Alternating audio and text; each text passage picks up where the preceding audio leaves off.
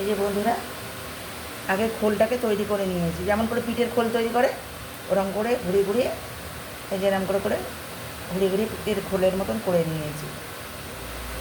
এই যে পিঠের যেমন খোল হয় সেরকম করে করে নিয়েছি। নিয়ে এটাকে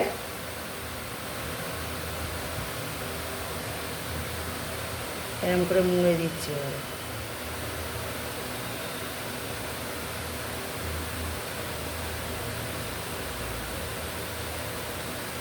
ভালো করে চেপে মুড়তে হবে, নাহলে ফাঁকা হয়ে যাবে। দিয়ে মুড়ে দিলাম, দিয়ে মুখটাকে লম্বা করে নিচ্ছি, নিয়ে এটাকে পাক খাইয়ে দিচ্ছি। পাক খাইয়ে দিয়ে এটাকে চেপে দিলাম।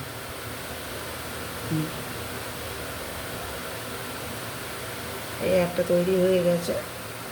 আর একটা একটু বড় করতে পারেন, ছোট করতে পারেন, যেমন করবেন। বেশি জোরে জাঁক দিলে আবার পেটে পুরটা বেরিয়ে পড়বে।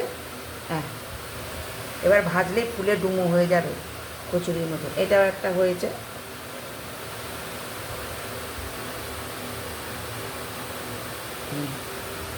দুটো হয়ে গেল, 3 নম্বর করছি।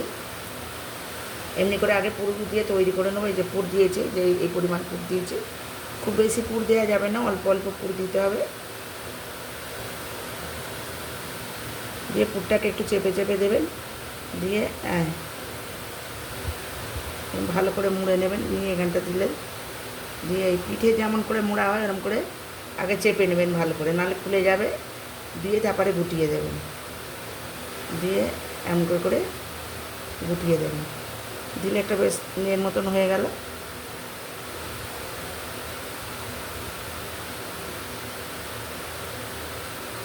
দিয়ে এবার পাক খাইয়ে নিতে হবে। দিয়ে দিয়ে চেপে দেবেন।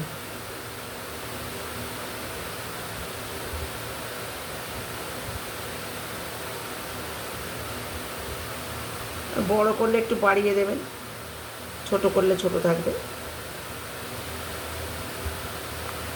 3টে হয়ে গেল। এবার 4 নম্বর খোল করছি আমি।